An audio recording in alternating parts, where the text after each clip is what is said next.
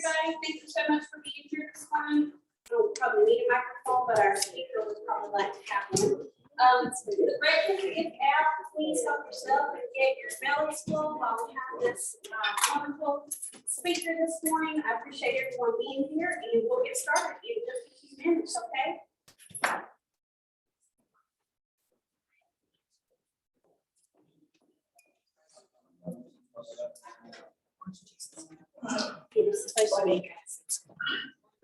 How you doing, Kim?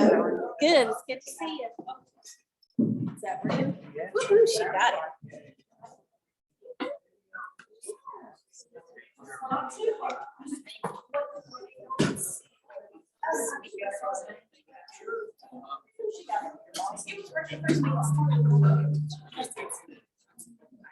We got it.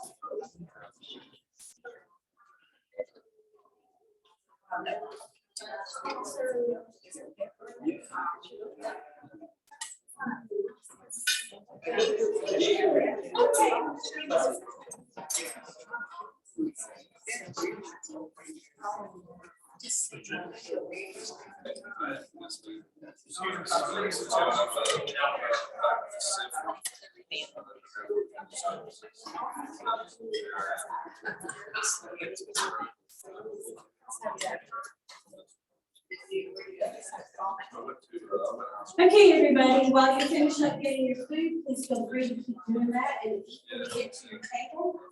I'd like to go ahead and introduce our speaker for today. His name is Kenny House, and he is the clinical liaison for Coastal Horizons in Wilmington. Is that correct? That's right. And we are excited to have him here today. So if you guys will please give him your attention and welcome him kindly. Thank you.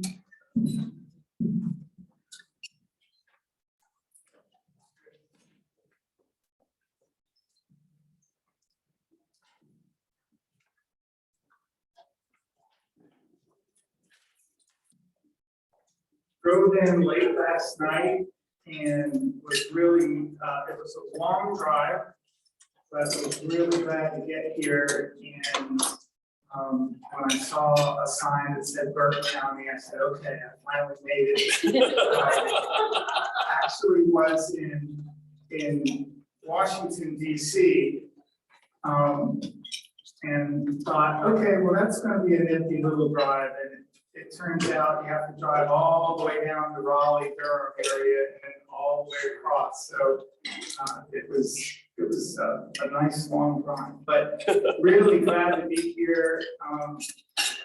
Beautiful, I could tell a beautiful little town as I drove through Morganton. So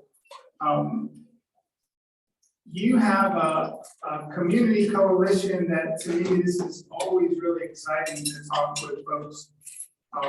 With the community coalition. Is there some way, let me just say, some can we turn the mic down slightly, like the volume just a little bit? Because it seems like it's reverberating. The other thing is I always need to read the room. Like I wore a jacket, like in case this was a more formal group. I can tell it's not. So okay for you, I'm gonna take my jacket off. So,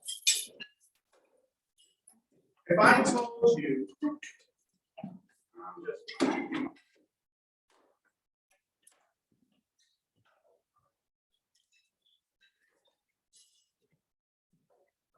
so if you didn't know that you were coming to being specific around substance use disorders, opioid use disorder, recovery, and you just thought you were coming to some kind of meeting with a person who works, let's just say maybe in the medical field, and I told you that this morning we were going to talk about a chronic health condition that is treatable, but has fairly challenging rates of relapse and recovery. what would you think I was talking about? Throw out an idea. Well, that's really unfair when everyone's eating, right? Yeah, okay.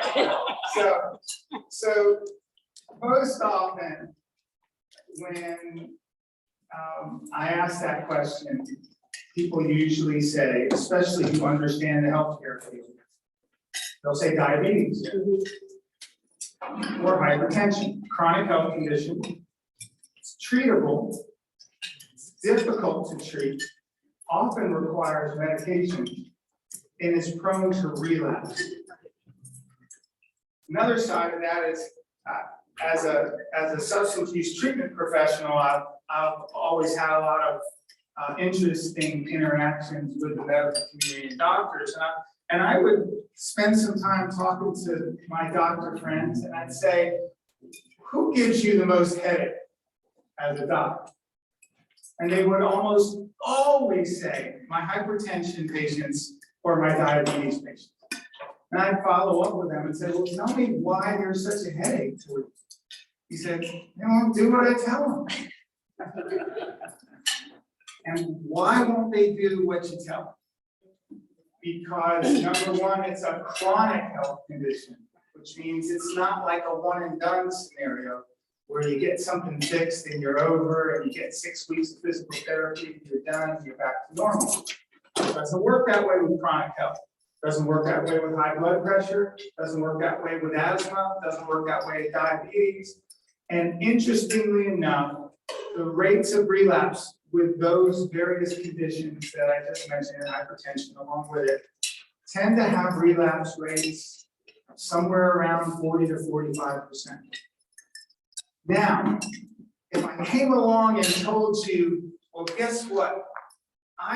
We just came up with a treatment for diabetes that will take your relapse rates from 45% and lower them down to 38%. What would you say? Yes. That's really good. Well, doesn't that mean that still over 1 out of 3 people are not going to do well? And if you spend your time focusing on the folks who aren't doing well, you'll miss the 2/3 of the people that have found recovery various ways and ways to manage their health condition. Because it's a chronic health disease condition. Not a one and done. It's not that you broke the finger and you need the splint and afterwards you do some exercises with your finger and your finger's all better. Chronic health conditions are really unique. They're even if treatable, because of the chronic nature of them, people have to be constantly mindful. And the people around those individuals have to be constantly mindful of what's going on. And anyone who has a loved one who suffers from high blood pressure or asthma or diabetes knows this. You're always on the alert, and a classic story to me is people with their mom, watching out the health of their moms. They're always saying, Mom, did you do this? Did you take this? There's this constant, I'm going to call it loving family nag that goes on to make sure that mama takes her medication or mama eats right or she does, or whatever that scenario might be for a chronic health, because we understand it's not something that's going to get cured and fixed quickly. And as a matter of fact, it's going to be something that's going to need to be managed pretty much as a lifetime approach. Interestingly enough, addiction falls into that category. And I could do a talk right now for you without mentioning diabetes or hypertension and without mentioning addiction. And I could probably go at least 20 or 30 minutes of that talk and you would know which one I was talking about. I could talk about the aggravation and the worry and the trauma it creates in the family system. I could talk about, the nagging effects of people having to go back and forth to treatment and to the doctor, about the loved one who just won't do what they were told to do. And nobody would say that their mama was a bad person because they understand this is a disease. that has a high degree of management requirements. And not only that, the things you have to do to be healthy are ridiculous. Think about it, right? You have to exercise. Okay, all of us have made promises to do that and probably broken those promises. I don't know how many times, right? You have to eat right. You have to avoid the things that are unhealthy that you love. So when we kind of ease into the topic of drugs, substances, addiction, I always want us as a community, and I know I'm not part of your community, but I hope you'll let me just kind of sneak in for a little bit, and be a part of it for a little bit, till y'all kick me out, and say, look, we understand addiction way more at the fundamental level than we've ever given ourselves credit. We understand it because we do all have loved ones who have suffered with chronic health conditions, and we know how hard it is to make the behavioral changes that are necessary, and not only make the changes, but sustain the changes. Now, most of these coalitions like yours probably formed, I don't know what actually caused the beginning of this particular group, but most of them, as I meet people around our state and really around our country now, they formed around what we call the opioid epidemic. It was very simple why it formed. People were dying. And the demographic of people were dying was that it was hitting all segments of our community. So everybody was affected. People who were well known in the community all of a sudden came forward and we found out their son or their daughter had died. And this sense of this collective epidemic, which now has turned and changed, and we're going to talk a little bit about that, to an overdose epidemic, which has continued to rage on, and in some ways even worsen. I can remember 10 years ago, about 10 years ago, and Joe, you were talking about something that we were at together about 10 years ago. I can remember about 10 years ago when this was just starting around 2013. It was a little before 2012, 2013. People were saying, well, what's going on? And we're going to talk about a little bit about what's going on, and I want to make sure that we cover things that are important to you, but it all comes back to us needing to have that fundamental understanding of addiction like we do other chronic health conditions. If we as a community want to approach this in a way that will encourage people to get help and to continue to get help. And I say that because I would say the same thing if I was talking to a diabetes coalition. Because it's about getting help early. You know, it's not anything that's that foreign to us. The first line of defense is prevention. You try to do things to prevent diabetes. Okay, and then there are people who have higher risk factors, so they're called kind of pre-diabetic. But then we have to intervene, and then there's medical interventions, and then there's the behavioral and the family and the community side to support that. And it's not only to get help, and it's to continue along that path and to embrace people when they relapse. So that it's, you know, you don't get kicked out of the family because you snuck in some candy bars.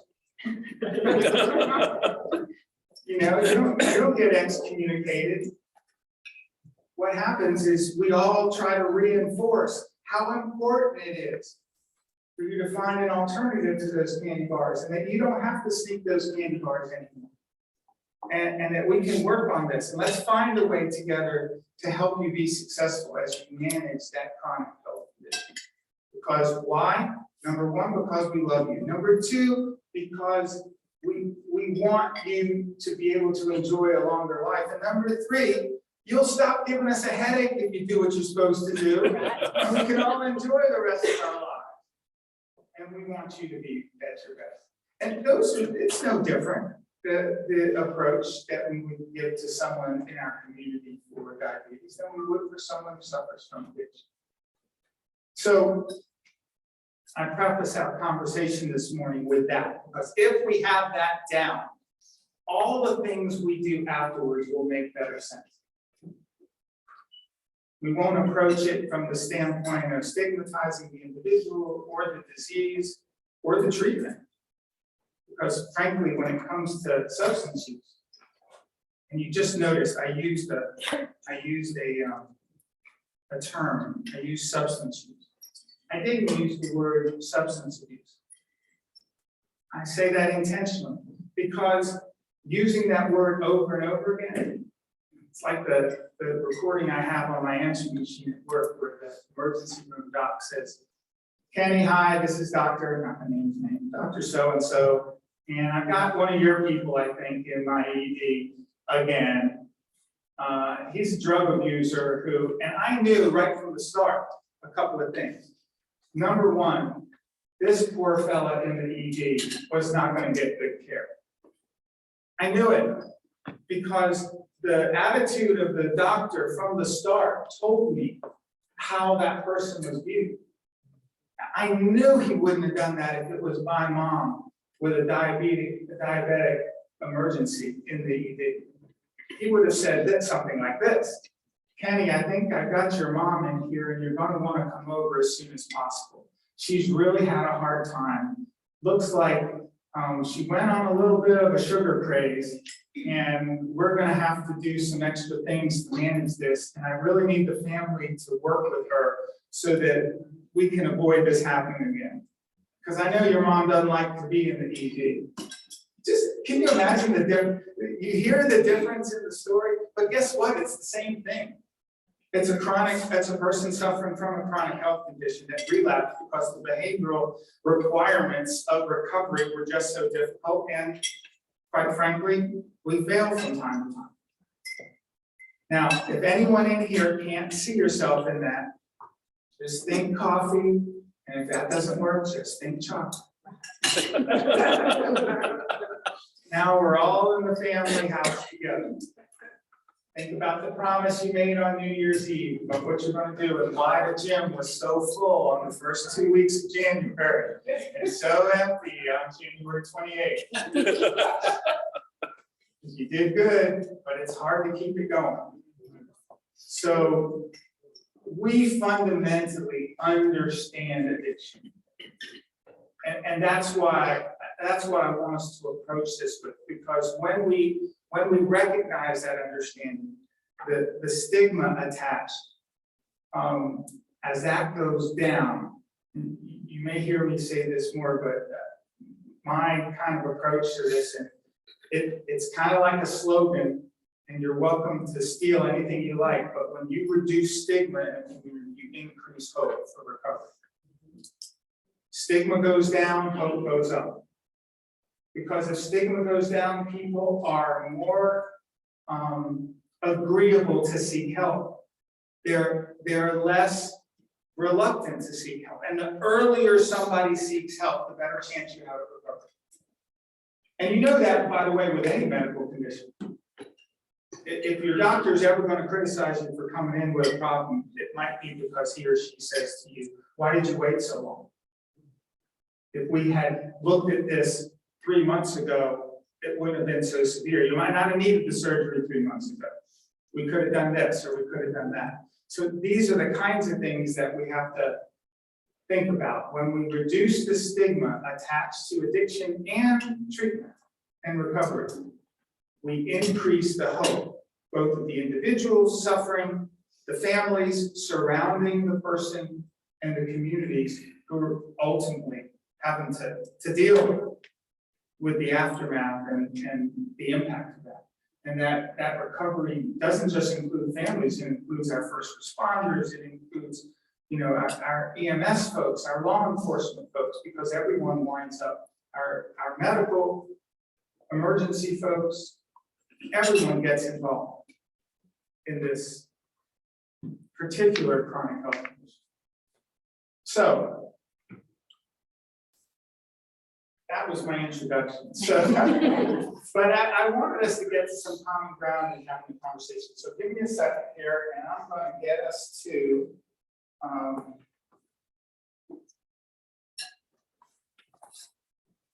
So see it a little bit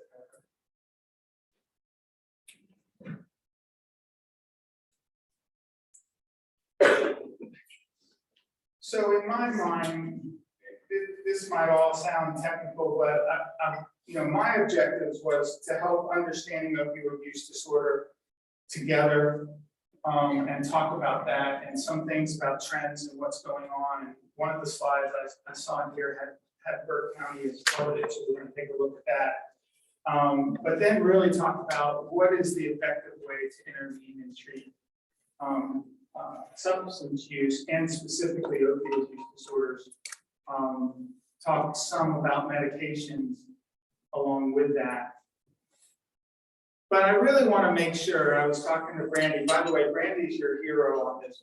Brandy chased me down to come visit Morganton and have this time with you guys this morning, and I really appreciate that. But communities need gatekeepers and champions that say this is so important. We want to get every available resource for our community.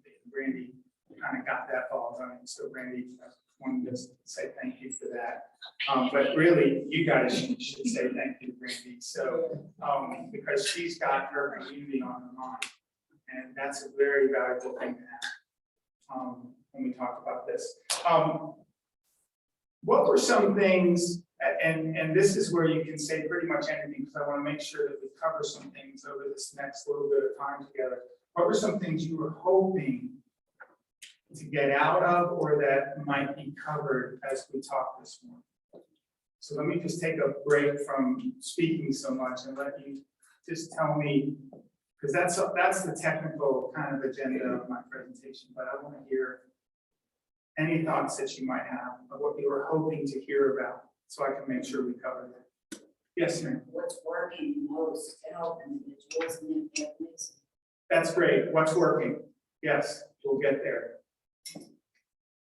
Yes. How are we going to address, or how are we going to fix that this is such a huge problem with the opioids drug use in our country? What's going to be done? Where are we moving to try to correct that? Yeah, wow. So, and I told you guys I drove from Washington, D.C. yesterday and last night. I was at one of the things that I'm really privileged to be a part of is because I'm the chairperson for the North Carolina Association for the Treatment of Opioid Dependence. I sit on the board of the national, so I hear the things that are going on around the country. So I have the benefit of hearing North Carolina's issues, but then how does it compare with what's going on? And we'll talk about some of that as well. Very good. Anything else? Yes. I think that it would be important to know how the medications that we're using to treat opioid use disorder, how they work, what it is that they do. We will get to that. And by the way, since I have a presentation, Brandy heard this before when she heard it, but I've got a lot of information on this presentation. And we won't get to all of it because we could spend an entire day on this. So I'm going to try to highlight, so there are some things in this presentation that I'll skip over to get to some of your questions, just so you know that. And I am fine. I think this is being recorded and I'm fine with sharing my PowerPoint presentation with you guys. So I'll let you have that so you can look at it. The only problem with my PowerPoint presentations is I have a pet peeve about them, and that is I hate it when people read presentations from a PowerPoint. I just can't stand that. I'm thinking I could have read that. So I use them as launching points and not really as reading. I'm not really going to read this. So you might see a slide and say, I wonder what he's going to say about that. So all right, other things that you were hoping to hear about or would like to have discussed. Yes, Why does it feel like it's a never-ending battle? because it is, but I'll give a longer answer to that. I will say that back in 2012, 2013, when the community where I'm from brought people together just like this to say, we've got to tackle this problem. People are dying all around us. This is the beginning of the opioid epidemic, which is hardly called that anymore. It's lost its name because it's grown arms and legs in different directions. We'll talk about some of that as to why, but they were looking for about a 12 to 18-month cure to the epidemic. And it was funny because at the time, it was around 2000, then there was around 2014, 15, and they said, you know, we've got to get ourselves out of this, so we're going to do this, this, and this, and the community made some decisions. Doctors were going to change their prescribing, the emergency room was going to do things different, you know, all these different angles. We're going to do an education, you know, kind of campaign. We're going to do, the Health Education Center did a reframing pain campaign to help just the community think differently about pain, because pain prescribing was such a big part of the onset of this. And in the midst of all of that, I remember at a meeting, they asked me to say, Kenny, you know, do you think we'll still be needing to meet in a couple of years? And I said, and it was because of the vantage point of seeing what was going around nationally and this, I said, this is at least 5 or 10 years, and it may be longer, where we're going to be in this. And of course, we didn't even count on the pandemic, and the pandemic exacerbated the epidemic. So we didn't even have that in our sights at the time. So to some extent, the pandemic froze progress, but in other ways, it actually made it worse because of isolation and just the way things happen. So there are all these dynamics that we weren't counting on, but this is going to go on for a while, and we're going to have to talk about some of the keys to a healthy community in responding to it. Yes. Back to what Brady was talking about regarding the medications being used, the stigma that surrounds that as far as substituting one drug for another. Yes, and we will talk about that. It's interesting how many angles that stigma has in this discussion. We have stigma around addiction generally, and then we have a different stigma around opioid use disorder. And we have another stigma around treatment. And then we have another stigma around, more stigma around the medications that are part of the intervention package for treatment. So we have it from a lot of angles to address. And we really need to look at all of them. And the way a coalition like you can be so helpful in your community is you have to take the approach that you're going to step back and look at it as a whole picture. And I think that's what you want to do as a coalition. You don't want to just zoom in on one thing. There may be certain specific things you do as a coalition, but you want to have the vantage point of looking at it from a little higher up so you can see all the different angles of this. We'll talk about that as well. Yes. What about the accountability for getting us in this predicament with the big pharma as well as the physicians? I know there's lawsuits in certain states and stuff, but there still has to be more accountability for that. So what is there something? There are more lawsuits coming, and it's interesting how that has morphed and continued to grow. Those lawsuits are going to create basically, and have already started to do that. I'm sure your county has opioid settlement funds, and those are just the beginning of opioid settlement funds. Our Attorney General was very aggressive in pursuing that, and it resulted in funds that every county in North Carolina benefited from, and then has to make decisions about where they're going to put their energies with those funds. Hopefully, And not all counties are doing this. Hopefully you'll be one of the counties in Burke County that says, what does the evidence tell us has the best bang for its buck? What does the research tell us about where to put our energies in terms of our funds for those opioid settlement funds? So let's dive in. I want to share a couple of things because it really, if you understand a little bit more about the disease, you get a little better context. What I'm sharing with you, I share with other professionals in the treatment world. I share with clients and patients. So none of this is magic or, I started my career working with men and women who were in prison.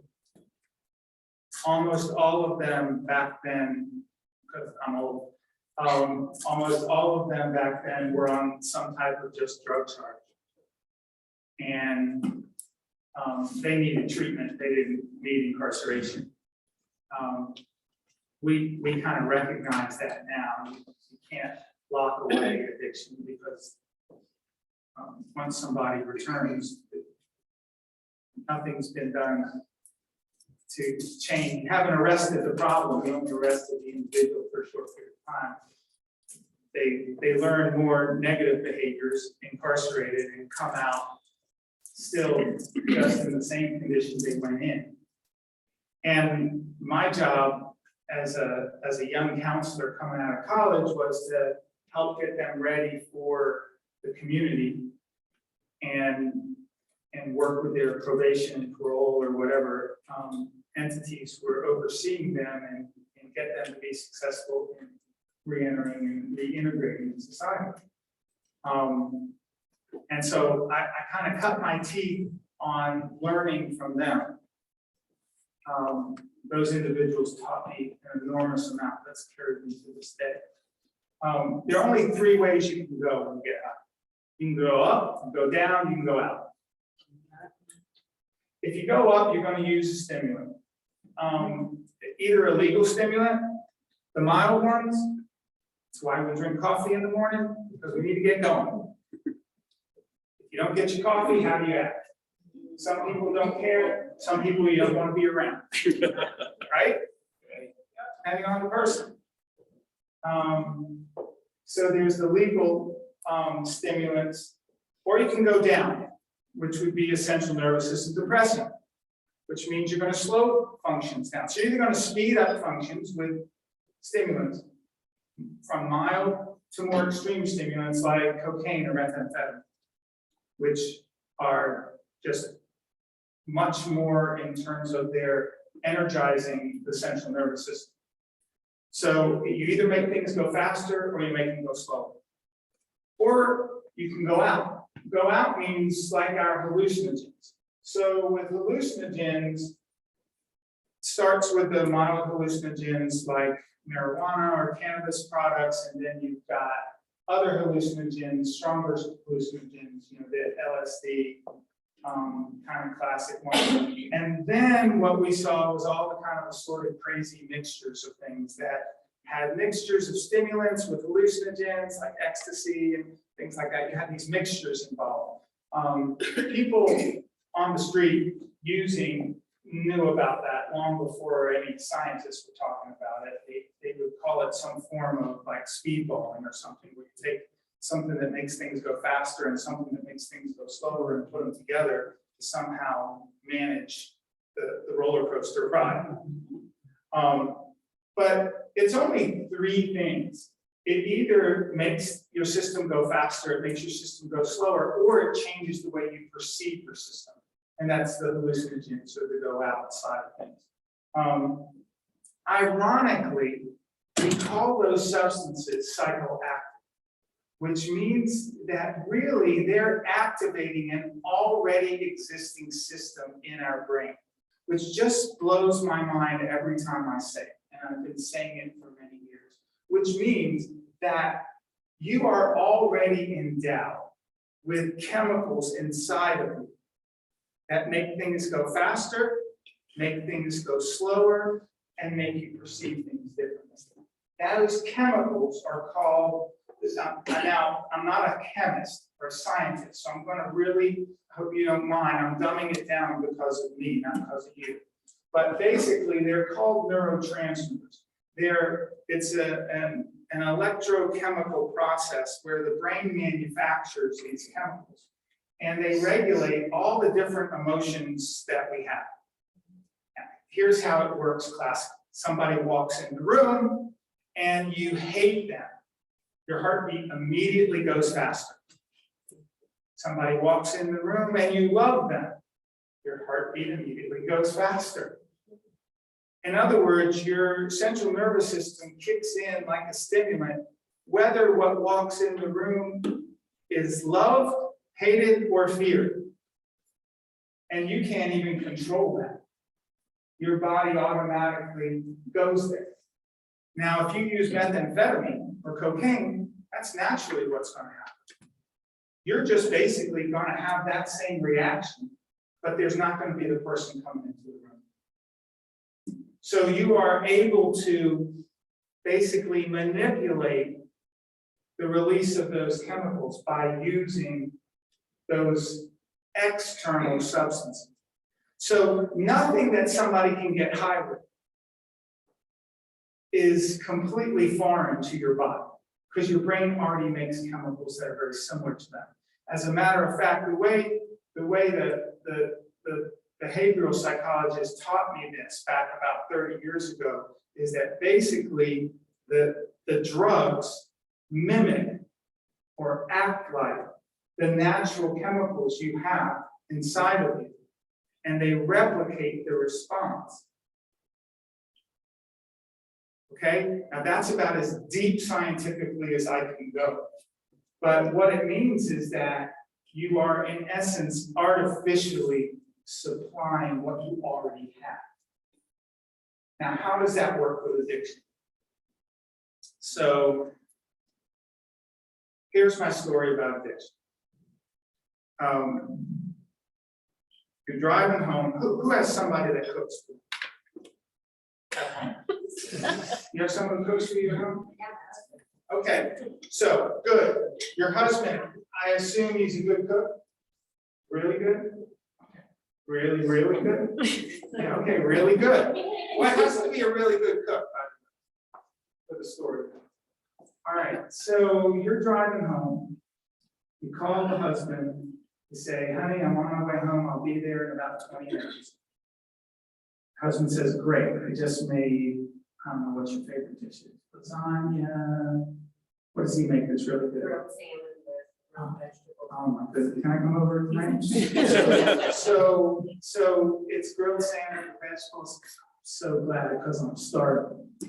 Now, on the way home, you get this weird, uncontrollable craving to eat something. You can't wait. You say, I gotta eat something. 20 minutes is a long way to wait. So you stop off at, I don't want to commercialize this, but let's just say Burger King,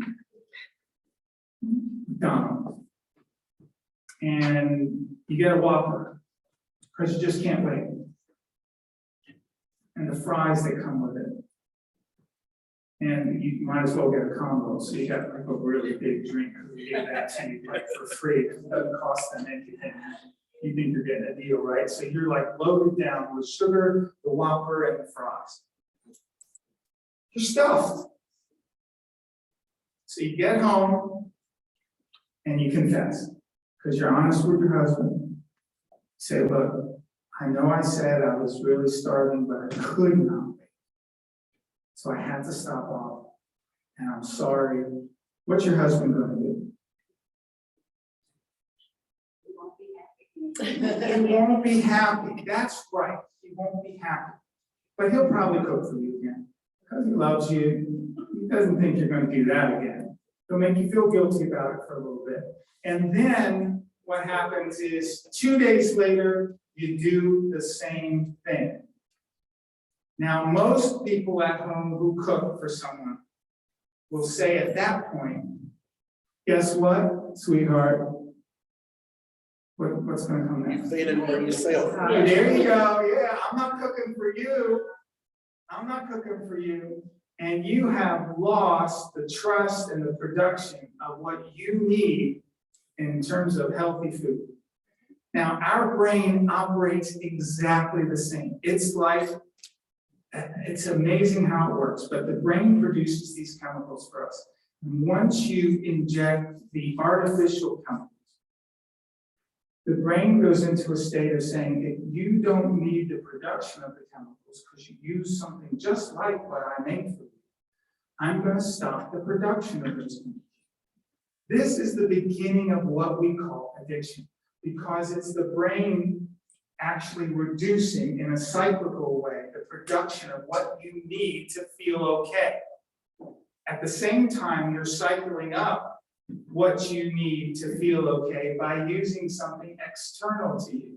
And so this cycle has the brain's production going down and your external obtaining of these chemicals going up.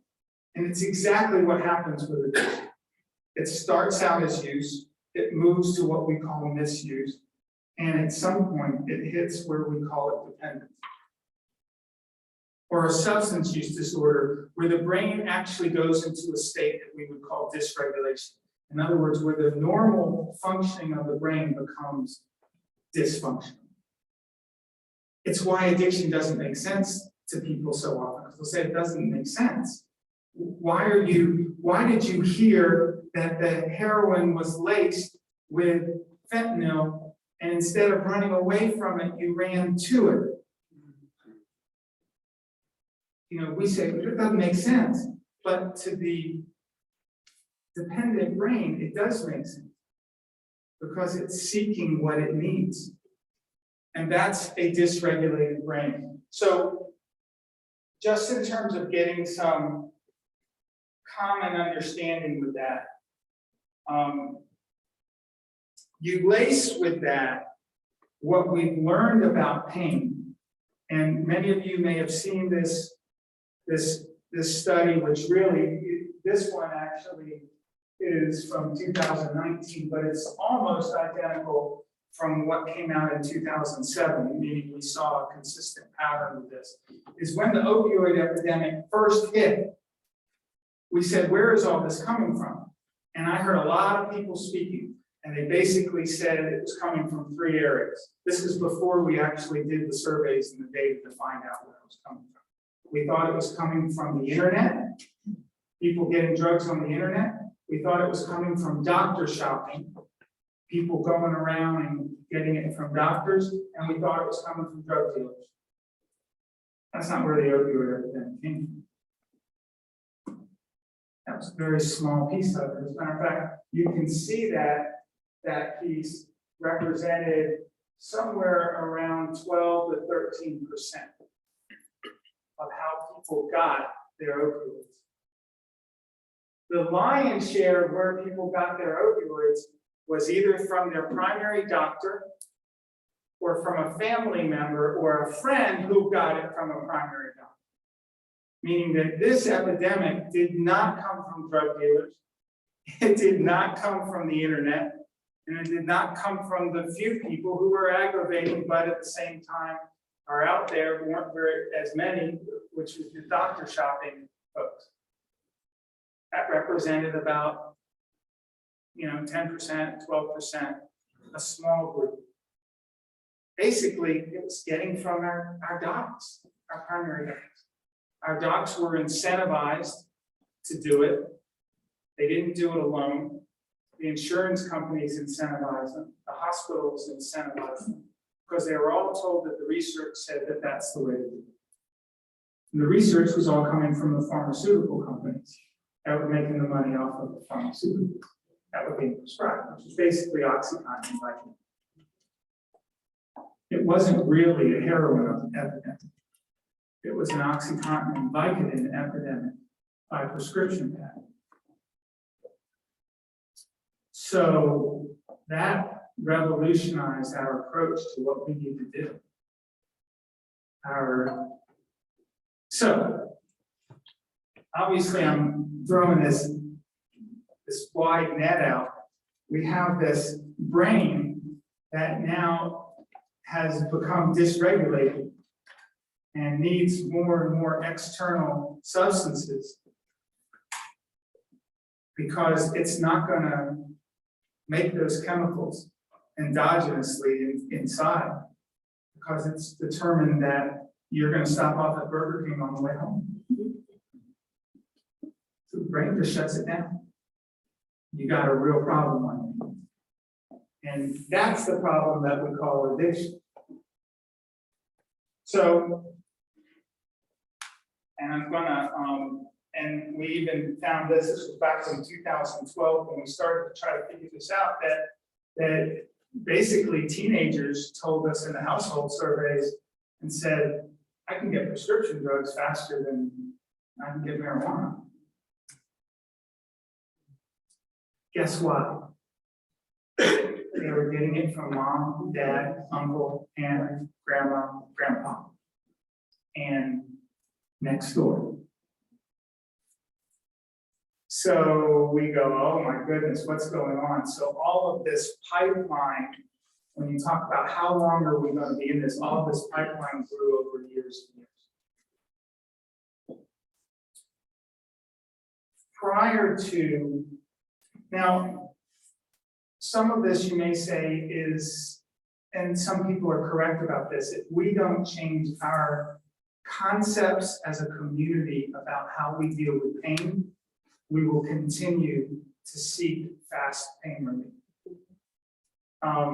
And so I usually stop in the middle of this kind of conversation and say, this tells us how important it is for us to reframe our concepts about pain.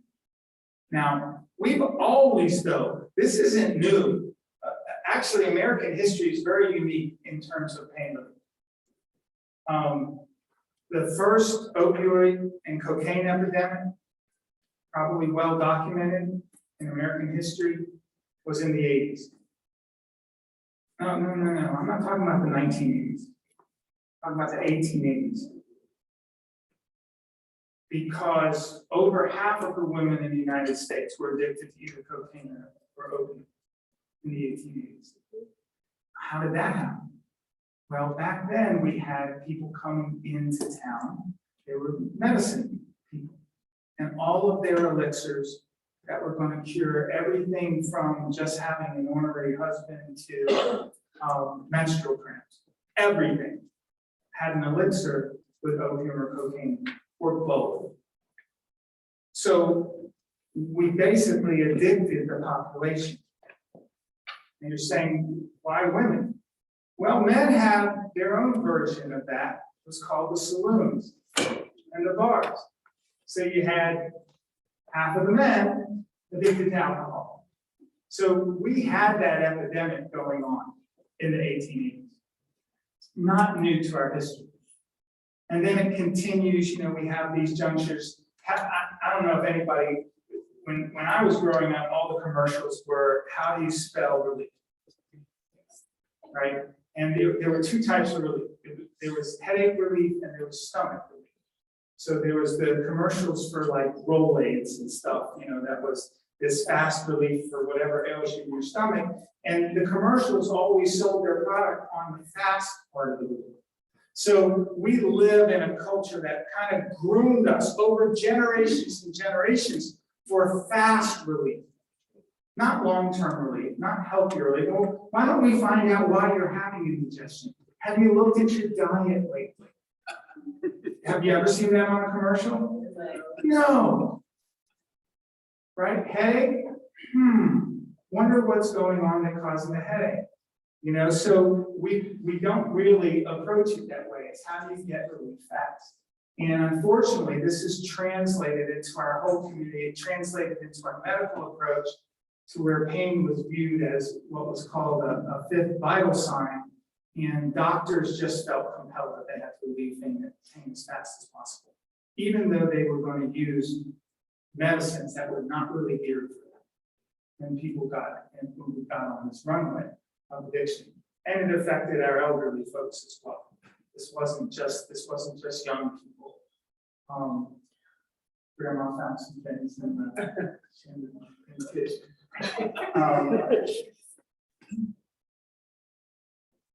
So we can destigmatize our approach by this, by understanding how much this is a part of the fabric of our culture. And so whether I stop using the word abuse, or somebody, people are in treatment and someone says, well, they're dirty for such and such. And you would never call somebody with diabetes who eats the wrong way, say they're dirty. You would never use that kind of language. So we've got to, first of all, going back to the beginning part of what we talked about, we really got to use the terms that respect the medical condition that people are walking through. And when we do that, I don't know how many times I've met somebody and they say, well, this person's an addict. Okay. I've never had anybody introduce a friend of theirs or talk to me about someone and say, oh, by the way, they're diabetic. You might want to be careful around them, they have hypertension. In other words, just to give the respect, we just don't identify people that way. And yet, we're always identifying people by that particular, and that's just part of the stigma attached to this. So what is addiction? This is probably the easiest summary to talk about it as a chronic brain disease. It's treatable, prone to relapse, usually expresses itself as compulsive behavior, which is what gives us so much angst.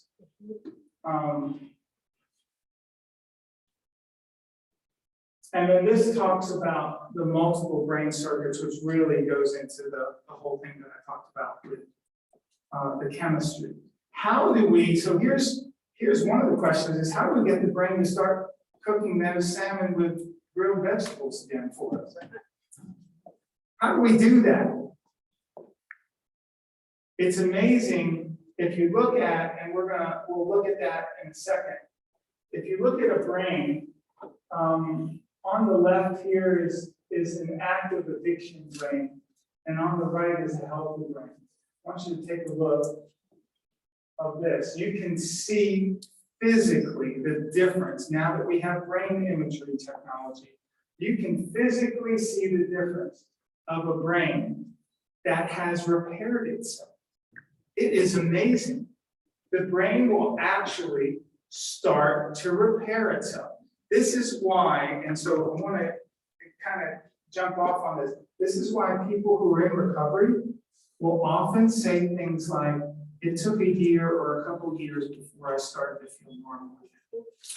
That wasn't just an emotional, subjective thing. Your brain was doing this work.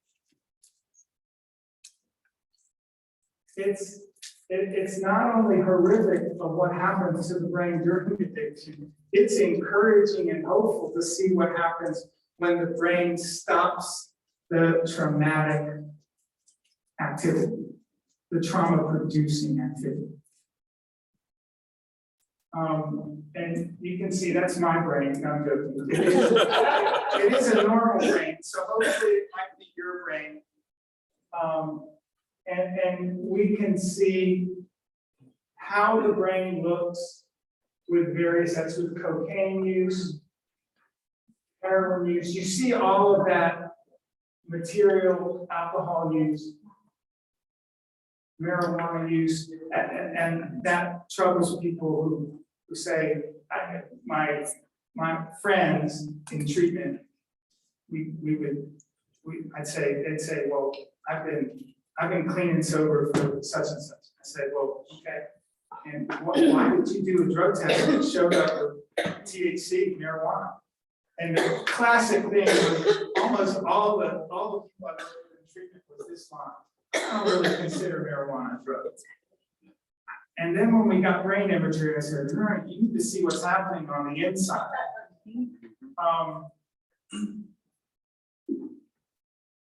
And then now people are starting to talk about that there are some predictor signs for addiction. Just like with diabetes, where people might be at higher risk and sometimes be called pre-diabetic, we're understanding that with medicine. And there's a few things. Number one, the earlier that somebody starts to use, higher chance of addiction in later years. That's why our prevention efforts are so important to delay the onset of first use. If you can get a 10-year-old to wait till they're 12, if you can get a 12-year-old to wait till they're 14, if you can get a 14-year-old to wait till they're 16, you actually make measurable progress in reducing the chance that they will suffer from a substance use disorder. Delaying the onset of first use, while it's just kind of sounds rough, and that's what it is, if you can convince them to not use until they're 16 or 18, you go a long way to reducing the chance of what they're going to suffer as an adult. It's just been proven over and over again. The earlier the first use, the higher the rate of addiction as an adult. Family history. If there's a family history of addiction, they're at higher risk. What does that mean? It means you tell somebody, look, you might be at higher risk than your friend. So the two of you might go to a party or to a bar, and both of you might drink the same thing, and one of you might suffer as a result of it by developing a craving that you don't understand. Not because you're bad, not because you're weak, but because you may have something that's genetic and been passed on that might make you at higher risk. You got to know your history. That's not unusual in medicine. You know, the same is true with diabetes, right? If you got a family member with any illness, you know, the art of all this is what can I do to prevent it? Well, the sooner you know and take steps, the better chance you have, because it's in your family line. Yes? Question about that, is there any statistic on percentage of how much it increases their likelihood of being an addict? That's a great question. Most people that I've talked with in the field, these are people studying it, say that genetics tells about 40% of the story. Now, you might think that's high or low, depending on your perspective, by the way.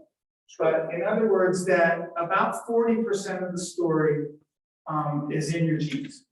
That, if someone told me you're 40% chance, that would tell me, okay, be careful. Absolutely. But it would also tell me you're not predestined to addiction. This is not predestination towards addiction. But this does tell me I'm at higher risk.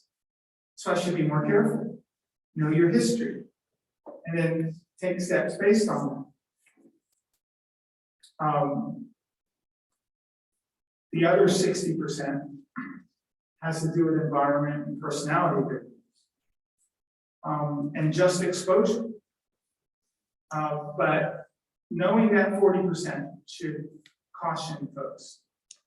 Well, and there's some truth to the apple don't fall far from the tree, huh? That's right. So it's both prevalence and risk, and it's also don't feel faded. You still got 60% of you.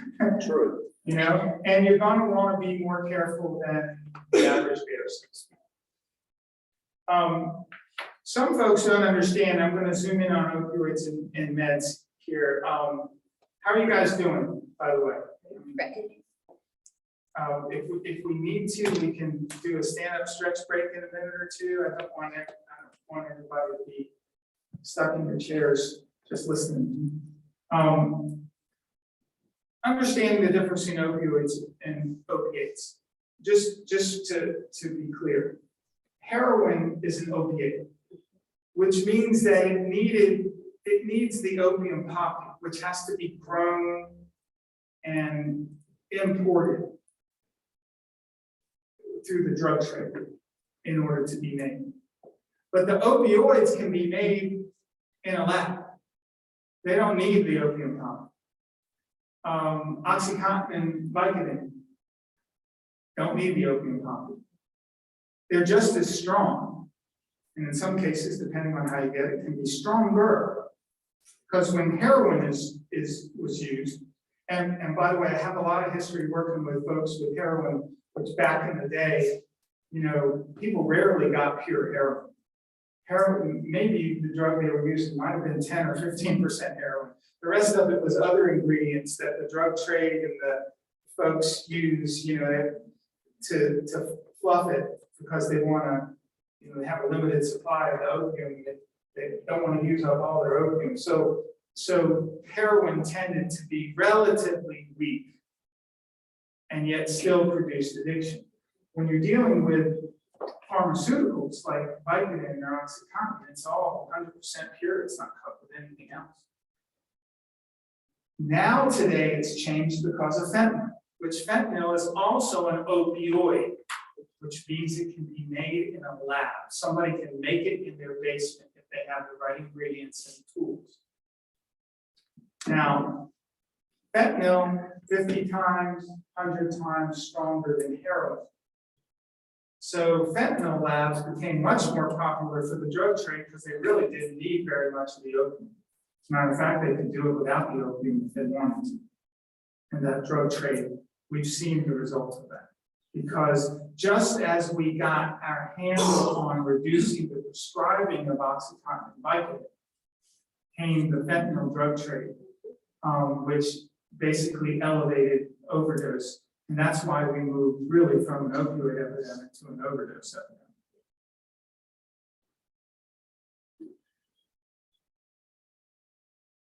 I don't even think I had fentanyl on this list. Yeah, there it is.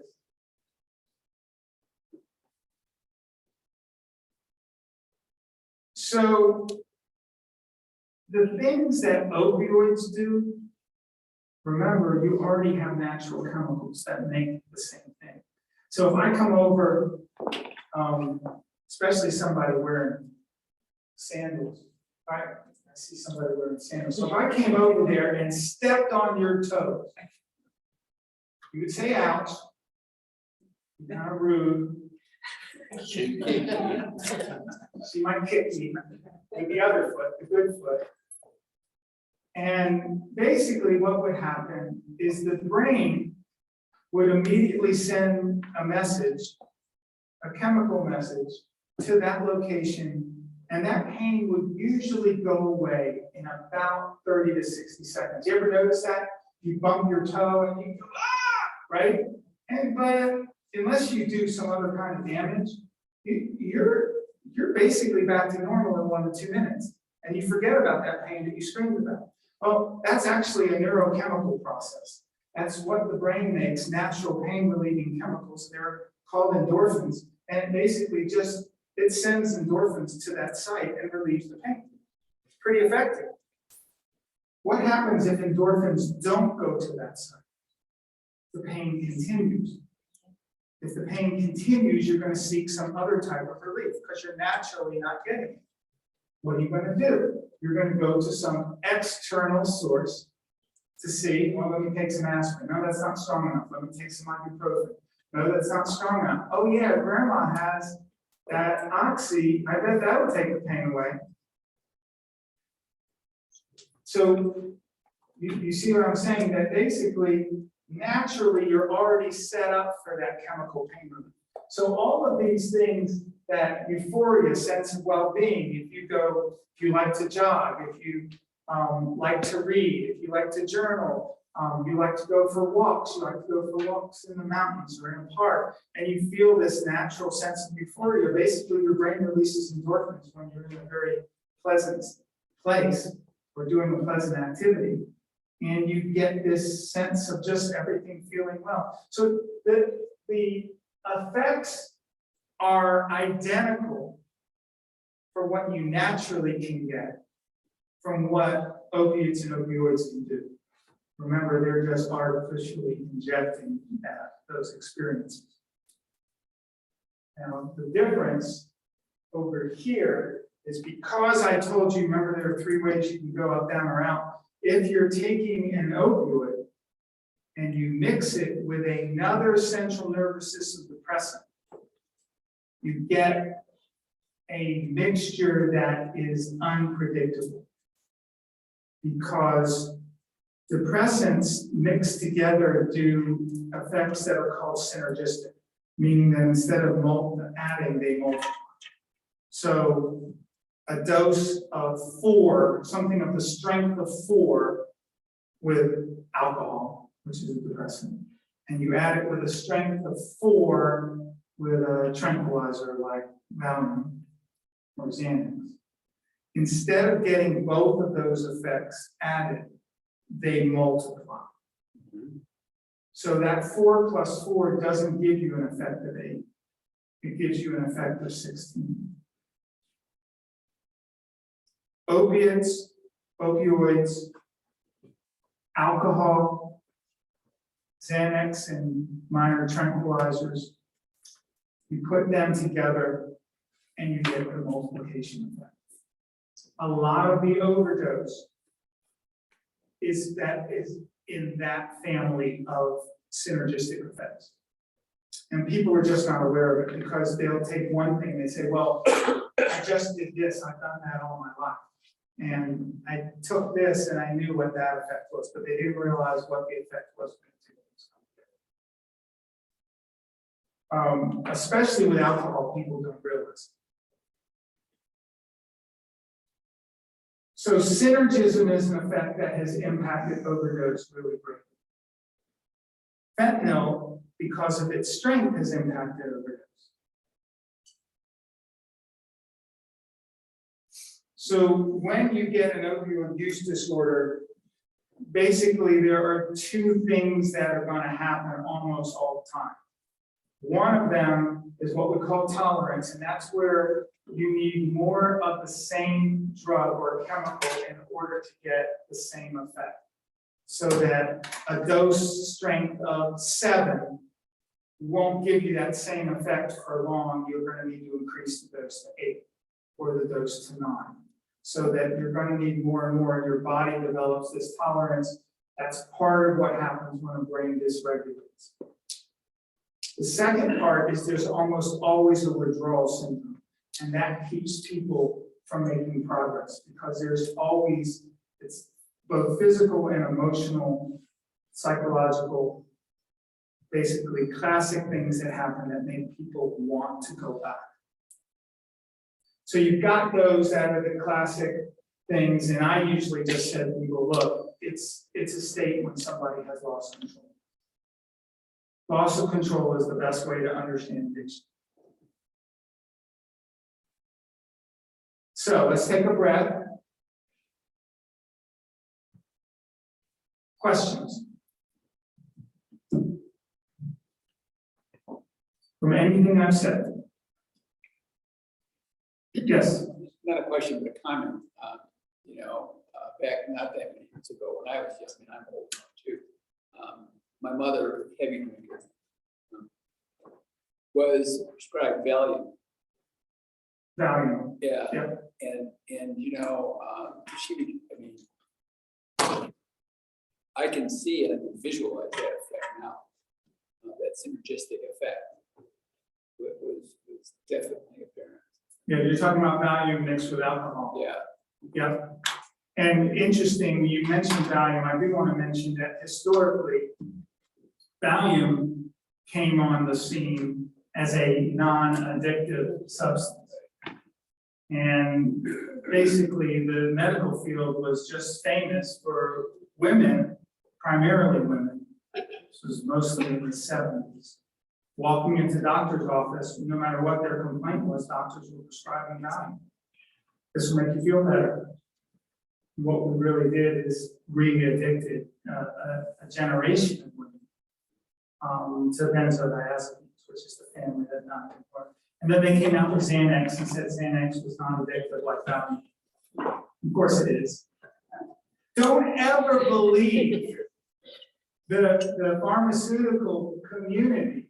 They are not trustworthy. They are going, listen, their motivation is to sell their product.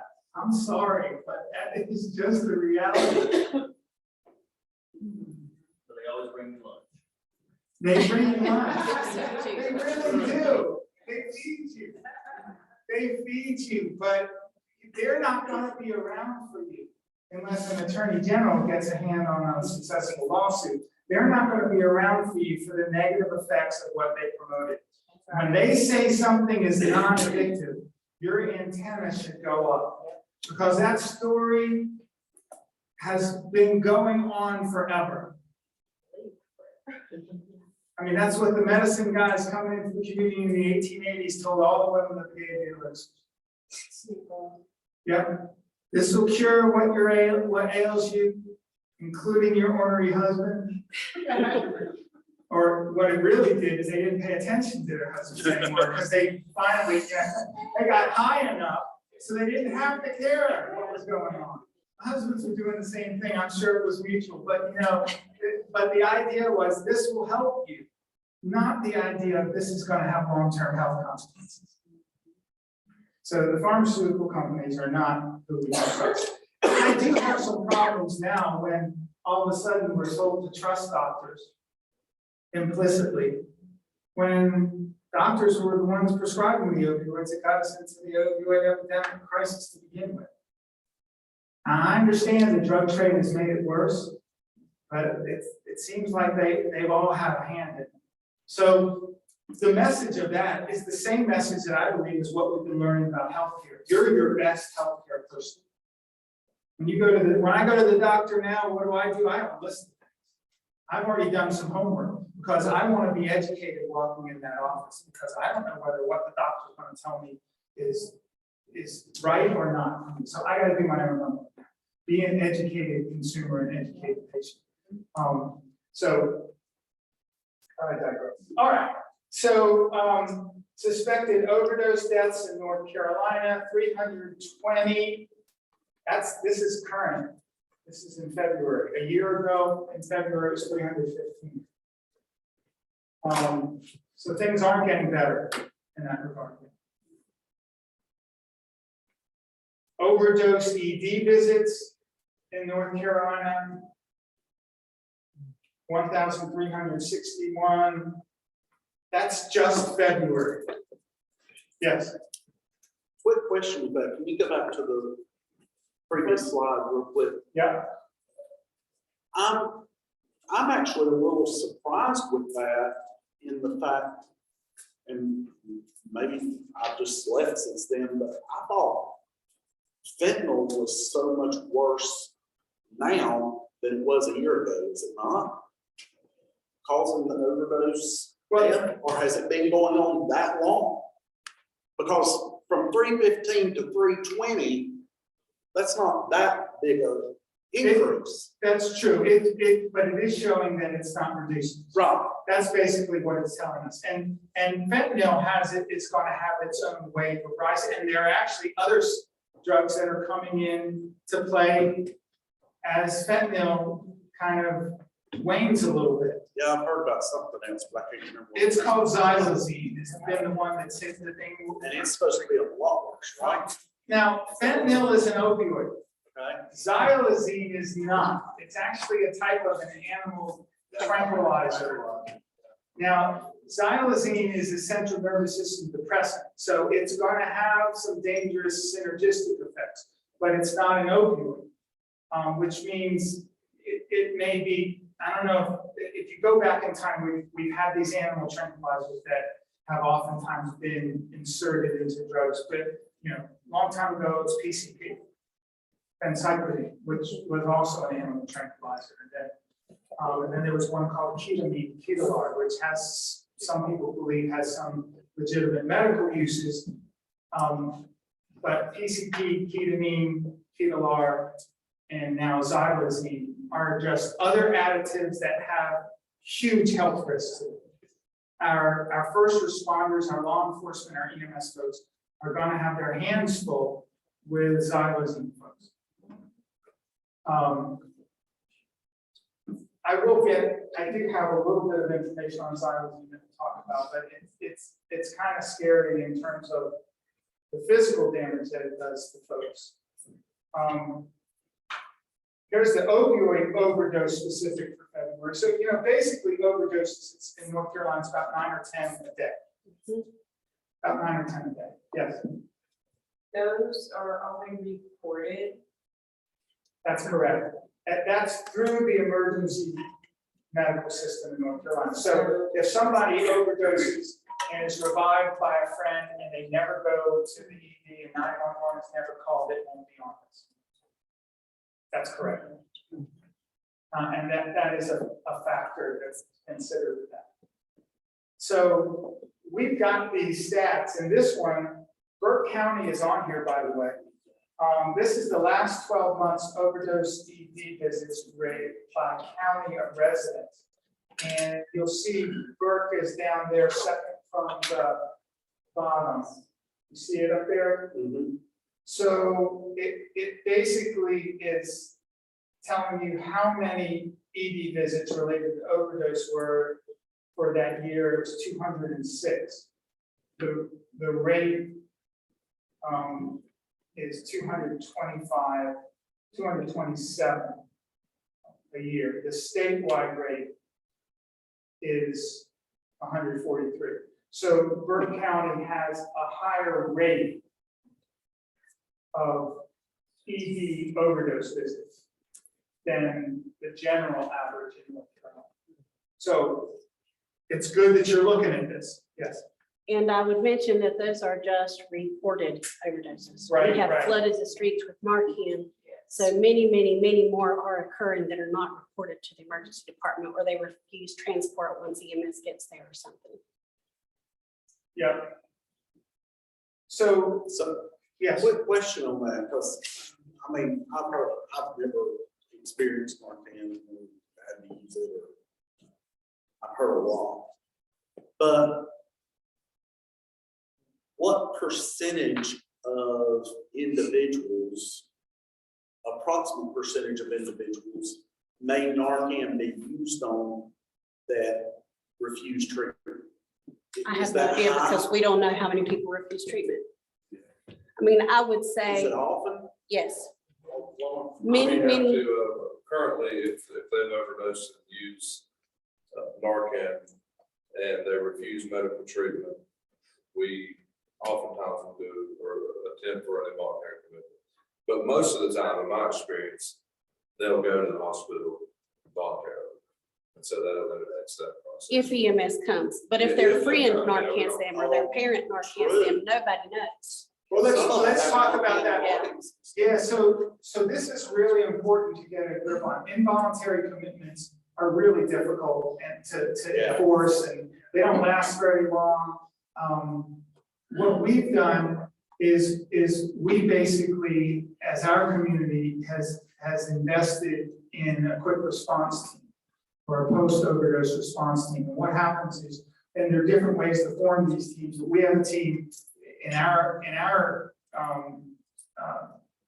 organization. We basically have a team that has therapists and peer support specialists who will go out after an overdose, usually 1 to 3 days afterwards, because at the point of overdose, a lot of times people are so, when they're revived, they're agitated, and they're scared, and you know, they've just woken up with in their mind, they've just woken up with uniforms looking at them, right? And they're like, oh, you know, so they're not necessarily ready. So what happens is we have a team that goes back to those folks and either meets them afterwards, and usually it takes 2 or 3 kind of times going to meet with them before they get the confidence to go into treatment. So our idea is we want to work that next several days after the overdose revival to get them to trust the treatment process. First of all, people don't always believe the treatment's available. They think it's expensive. They have ideas about it. They think it doesn't work. They think they don't qualify. They don't really have an idea about treatment. And so we zoom in on that when they have a little bit of time to recover from the episode of the overdose and revival. And I'll be clear, we also have, like, we could do lead referrals that, you know, at the margin. You have a lead program as Yeah, well? we do, but what we run into is if they're alone, and let's say they want nothing, you know, but Right. we've got to look at it from a standpoint, if it's naloxone and the Narcan wears off, obviously, we don't want them to die potentially, so that's why we, you know, it's better than nothing, but obviously it's not used a lot, but sometimes that's the only option, you You know, Right. we're trying to get that, because obviously we're trying to preserve life, so we want to make sure that they're in some, even if it's short term with the IBC, that they can be in there and at least be medically monitored, so. And just to be clear, when he says IBC, that's the involuntary commitment.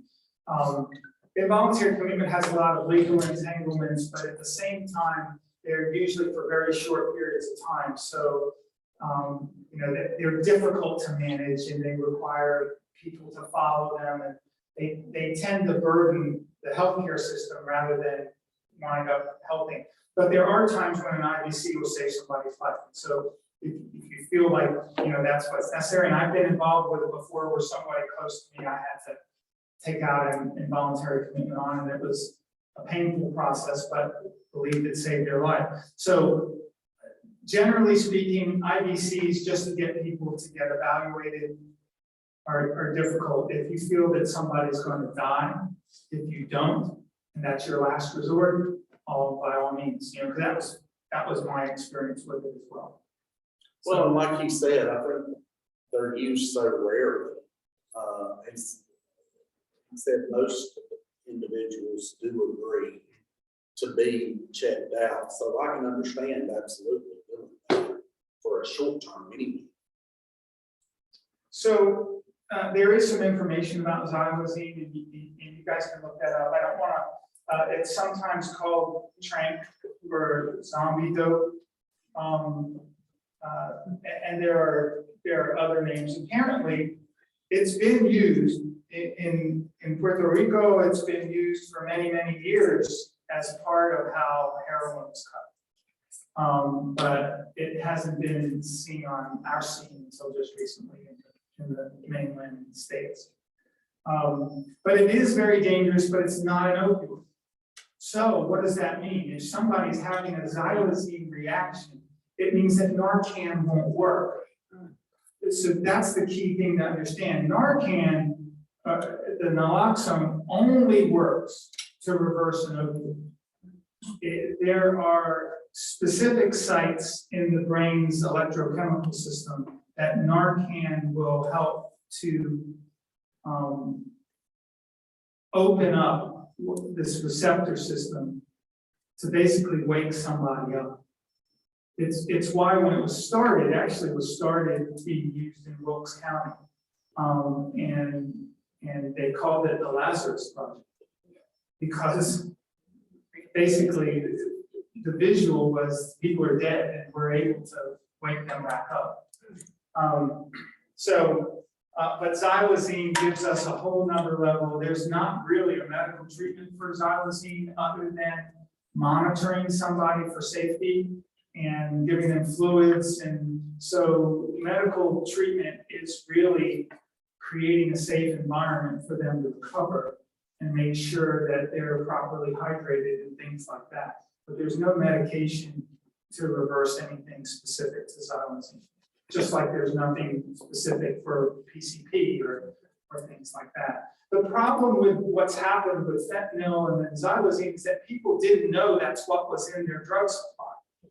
And that's why communities have purchased these fentanyl strips, so that if somebody is using an opioid, they'll at least be able to test and find out whether fentanyl's in it. Now, but something's really changed with that. And that is that in the last year, it wasn't that fentanyl was the unknown substance. It was that people started to seek fentanyl. In other words, 3 years ago, fentanyl was, I don't use fentanyl, I'm using heroin. Said, no, you didn't realize that fentanyl was in it. Now people are saying, when we're talking to them and saying, what is your drug of choice? People are saying, well, fentanyl, that's what I use. So the danger with that is that fentanyl is so strong that when you overdose on fentanyl, one dose of Narcan is usually not enough. And those who are doing Narcan reversals are either using a heavier pack of the Narcan, or they're having to get 2 or 3 or as many as needed to wake the person up. The good thing about Narcan is it really can't hurt you. There's no real negative effects from using it, so you don't have to worry about overdosing somebody on the Narcan. Just be prepared for the wake up to be exciting, right? I mean, just be prepared for an excited wake up experience. So that's the overdose, and now we're trying to wrestle with the fact that it's become a drug of choice. Personally, I think the community should be comfortable with people who are in this field or in this type of work to have Narcan available. You just never know. And if somebody is suspected of an overdose, it can't hurt to give them Narcan. Now, so if somebody's unresponsive, could be an opioid, Narcan might wake them. You might save a life. So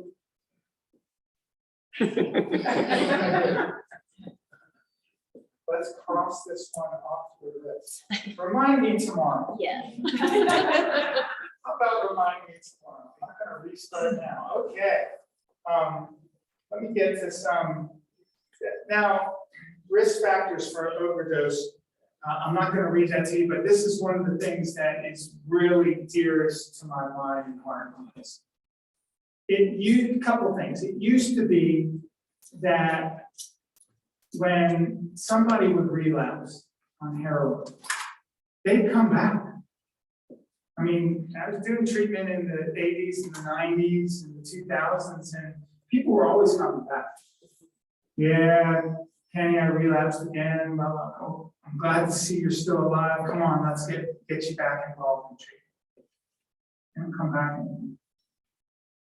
And that's what's happened in the last 10, 15 years that's changed. Meaning that the relapse is the death trap. It wasn't the death trap in the 80s. Some people, you occasionally would hear that somebody died of an overdose, but it just wasn't that prevalent. Now it's prevalent. So what does that mean for people in recovery? And this is kind of, you know, I've had mothers come up to me and say, my daughter died last year, 6 months ago, 3 months ago, from an overdose, and I thought she was doing so well. And most of the time I tell them she probably was doing well. She had a chronic health condition that was treatable but prone to relapse.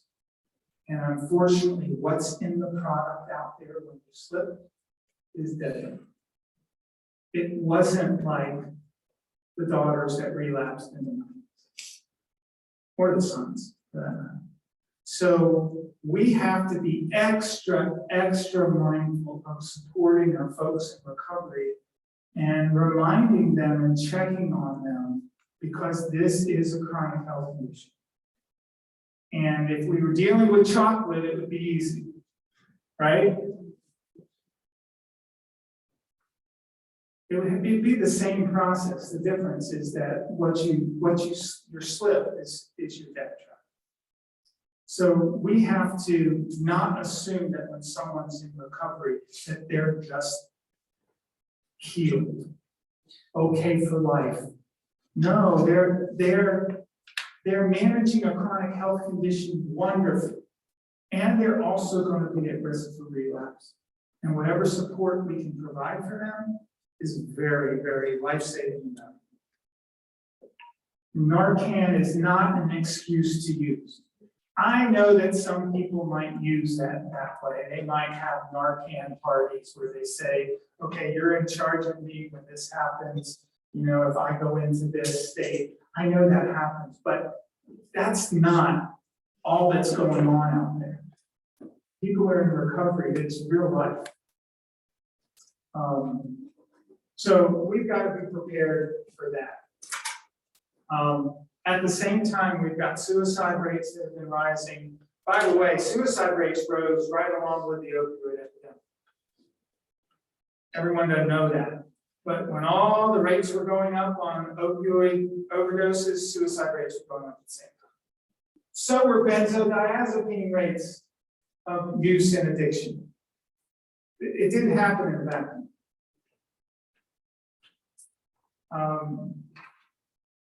A lot of attention to co-occurring mental health disorders.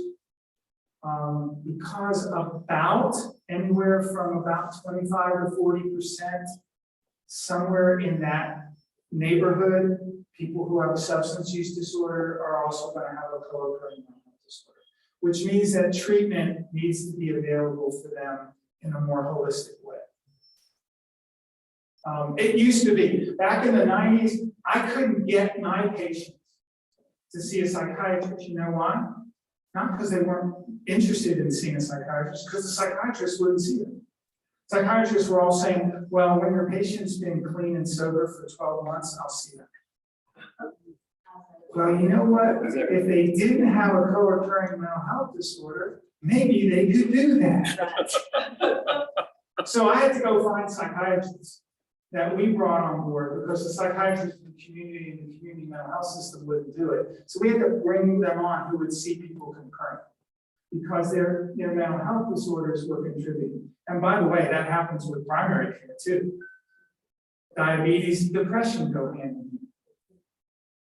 High percentage of people who suffer from depression also suffer from diabetes and vice versa.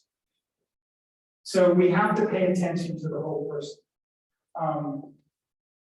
And then this showed us that people with mental health disorders were dying at an average rate of about 25 years less than the general population.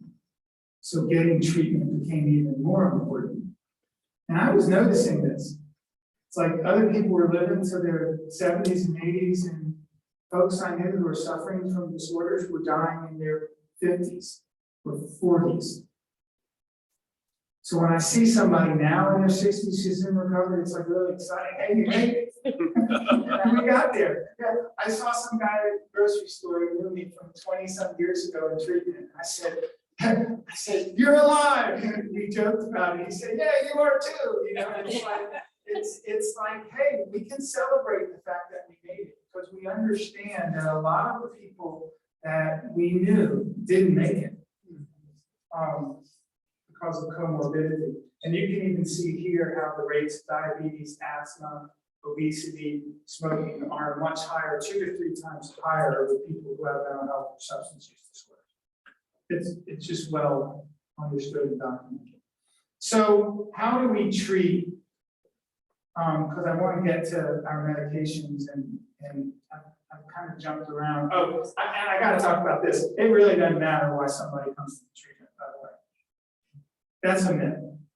The research shows that whether you come in kicking and screaming or whether you come in because you think you just saw the light doesn't really matter. Your recovery rates are going to be determined by really 2 things. It's the bonding with whoever you get treatment with, good rapport, and the length of time you stay. It's really just 2 things. If you stay in treatment long enough and you have a good relationship with whoever entity you're providing treatment, you're actually going to do well statistically.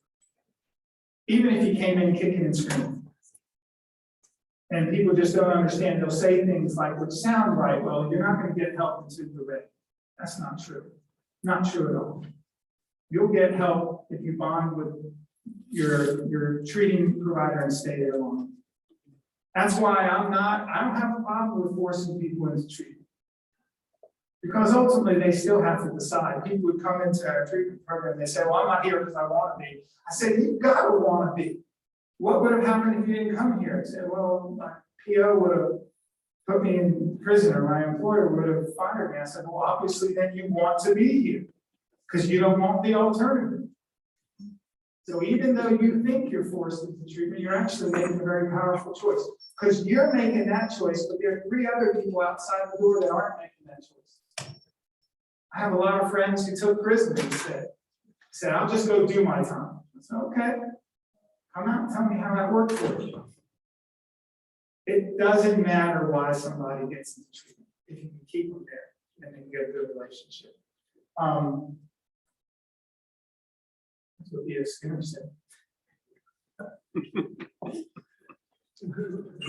All right, let's talk about the medication side.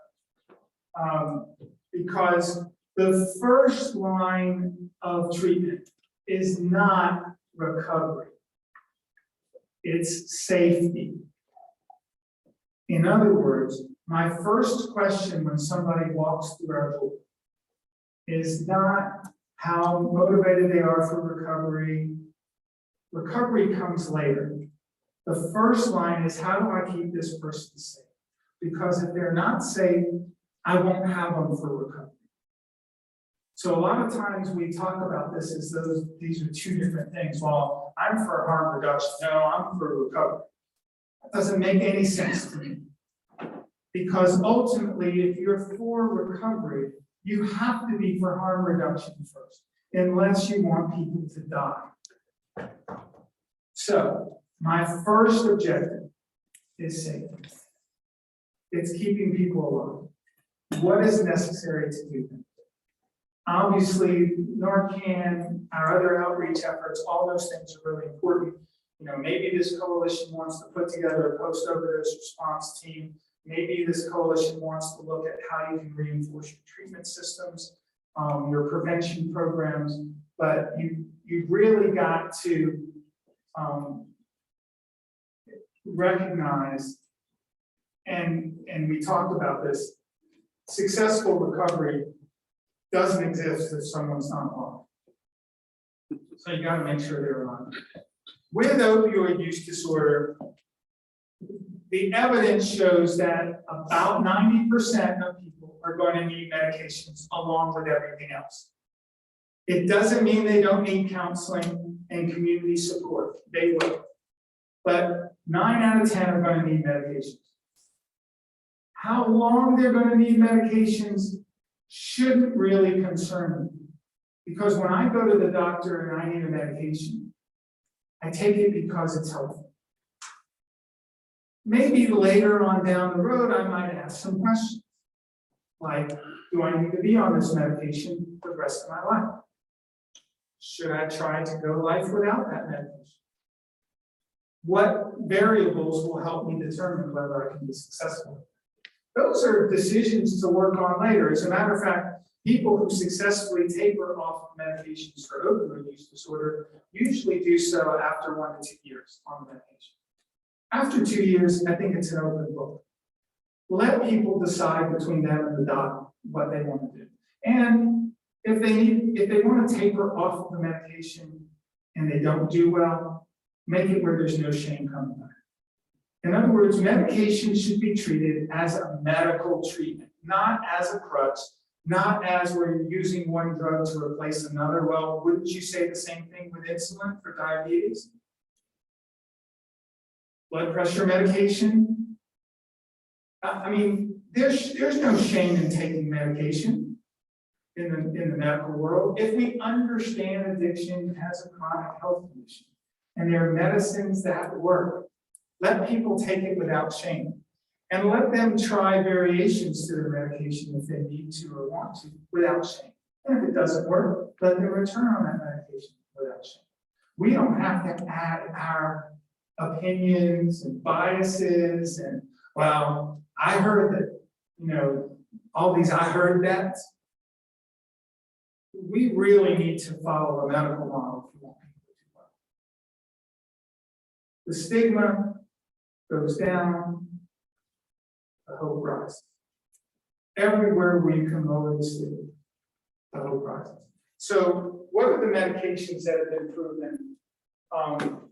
And by the way, I am a fan of medications working best in conjunction with other community supports and counseling. I don't have a lot of hope for this idea that if everybody just gets medications, they'll be okay. I don't think it works that way because addiction does such a job on the person in that the counseling piece and the community support piece is so important to helping someone find a successful recovery. The community aspect. So I'm not a big fan of medication. And some people are. I'm just telling you my bias. I don't see the research supporting it either. I think people need the other supports. They need it for their mental health co-occurring pieces. They need it for the recovery piece, community-wise. They need it just because we all need it when we're in that situation. It's kind of like the idea of going to the orthopedist and they do a procedure for you and they refer you to physical therapy and you don't go. Guess what the success rate is of that? It's extremely bad. I did a training for an orthopedic practice about this whole issue. And they said their biggest problem with their outcomes being poor is because people don't go to physical therapists following the procedure. And I said, why don't they go to physical therapy? So see, even in that realm, that's what we have as a key factor. So medication-assisted treatment is just that. It's assisting the treatment and recovery process. It's not in place of that. Now, there are some people, there is a term out there being used more and more, which we're going to have to reckon with. And it's basically medications for opioid use disorder, MOUD. Now, it's a subtle shift, but it's really saying that the treatment portion of it is not as important as the medication portion of it. And I would argue that. I don't think the research really shows us that. I understand why people are going to that place, because there are a lot of places where there aren't treatment entities, and so they want docs to be able to prescribe. But I have concerns about that backfiring on us. So you'll remember this. I might be wrong, but I think that'll backfire on us. I think if more doctors are out there prescribing medications and people aren't getting counseling and other wraparound supports, I think we'll see as many problems or more problems than we'll see solutions. I am concerned about that, but I understand why it's happening. So I'm pushing medication-assisted treatment in that sense. Now, I don't push it on somebody who doesn't want it. I don't say that if you're suffering from opioid use disorder that you have to be on medication. But I want you to know the research that 9 out of 10 of people who suffer from that disorder will do better on medications. And only a small percentage won't. And if you feel you're going to be in that small percentage, try it. But be aware of the danger and the risk. And be aware that the medication has been proven to regulate your brain function. Yeah, I said it, that it regulates brain function. It's weird, but buprenorphine and methadone regulate brain function. They actually take a dysregulated brain and create a stable process. Now, if I use right now, because I'm not on medication-assisted treatment, if I use methadone and buprenorphine, it won't do that to me. But that's true with most medicines. What's medicine for you might be poison for me, and I understand that. So we're not replacing one drug for another. It becomes a treatment medication, and therefore, it's doing something different inside the person who has a dysregulated brain. It's stabilizing their brain process. So kind of understand it, because someone will say, oh, methadone will get you high, methadone will be more dangerous, you can overdose on methadone easily. Well, that's true. It needs to be properly monitored. It's a serious med. But for people who have long-term active addiction, and especially with the strength of fentanyl, methadone is probably the medication of choice. Buprenorphine, Suboxone, Subutex, might not be as effective because of the strength of the opioids that people are using. Right now, we have great concern in the field of that. So be aware of some of these dynamics. There are basically 3 approved, FDA-approved drugs for medication-assisted treatment, which is methadone, buprenorphine, and naltrexone. The big difference is that methadone is a full agonist. Buprenorphine is what's called a partial agonist, and naltrexone is called an antagonist. So the easiest way to show it, I'm going to try to show you a picture. This picture is the easiest way to understand what's happening in the brain. So in the brain, you have these opioid receptors. These are natural, endogenous opioid receptors. Remember I told you about endorphins, your brain makes those? You already have it. The system's already in you. So somebody heard me speak one time. They said, are you telling me my brain makes heroin? And the answer is your brain makes a substance that's better. That's actually the truth. Endorphins are better than, they don't have people handling it with whatever germs came off their hands, or whatever stuff happens, or having to harvest it from an opium poppy. Your brain makes the pure chemical that relieves pain and gives this sense of well-being and euphoria that. And so these medications, you have the opioid receptors. Methadone is a full agonist, which means it creates a full occupying of that receptor. And with very heavy narcotics like fentanyl, it may be that methadone is going to be more effective than the buprenorphine, which is partial, a partial agonist. It partially covers that receptor. Now, buprenorphine is safer, harder to overdose on. So it can handle a little less monitoring. Methadone is a little more dangerous. It requires more monitoring. It's not good or bad. It's what you have to do to be safest with these. What medication should I be on? I should be on whichever one works the best for me. And if I need to be on a medication that requires more monitoring, well, so be it. It's because that's what I need. The third medication is an antagonist. It doesn't occupy the receptor at all, it blocks it. Now, people have most known naltrexone for the brand name Vivitrol.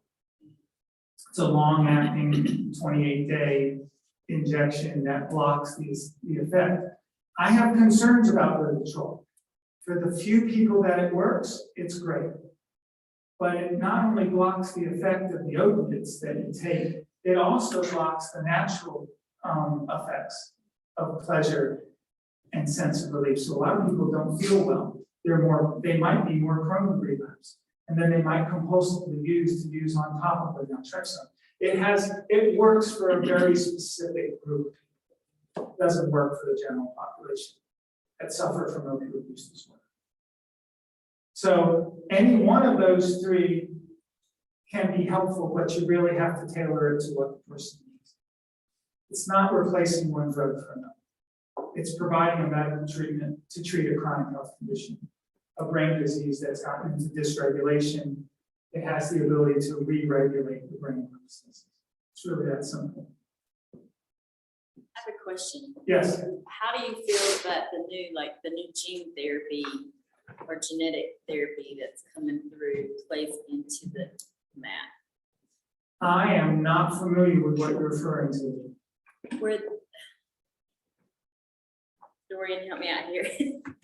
They're taking the genes and the genetics and changing the genetics to where it blocks and you can't be addicted. So I know that part of the research is to look at, can we do genetic manipulation to actually impact addiction?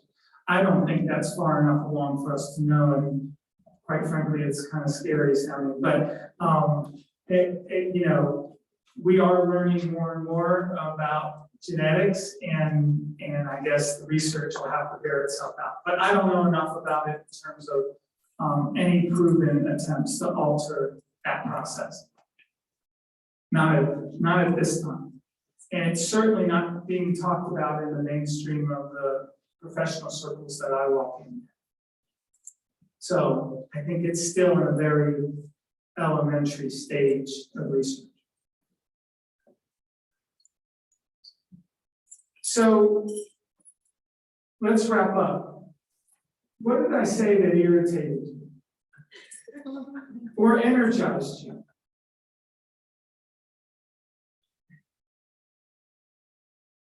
Anything? You did say something that counters something that I hear a lot working in the field. Okay. And if I'm honest, I've said it before. Okay. We're just trading one drug for another. Yeah. Now, I lost my brother and father to overdoses, Mhm. and would love for them to have had methadone or Subutex or something like that to use, but I think it's a little before then. But that is, I think, the general idea that people think. So the way you describe that, where it sounds more like a medicine. And I get it. If we have diabetes and we're using metformin, that takes care of the really harsh effects from diabetes so that we can get back on track and get our bodies working like they're supposed to, so that maybe we can influence diabetes with our own body. And it's sort of the same thing. Is that right? Yes, yes, it is. And it starts from destigmatizing addiction to understand it as a chronic health condition. And put it in the family of diabetes and asthma and hypertension and high blood pressure. And you start to walk down the street differently. Are medications needed? Most of the time they are. Let's give that a try. What might be best? How long? There's no reason to say how long. How long should you be on an antidepressant if you suffer from clinical depression? As long as you need it. Who should make that decision? A judge? No. Who should make that decision? The patient in consultation with their medical professional. In other words, let's walk down the street to give dignity to addiction and recovery like we do with every other chronic health condition that is treatable but difficult. And addiction is certainly a difficult and complex to treat illness. And understand it as an illness, not as an excuse. It doesn't excuse stealing or bad behavior. People are still accountable for their behavior, but we understand it better when we understand the compulsive nature of addiction.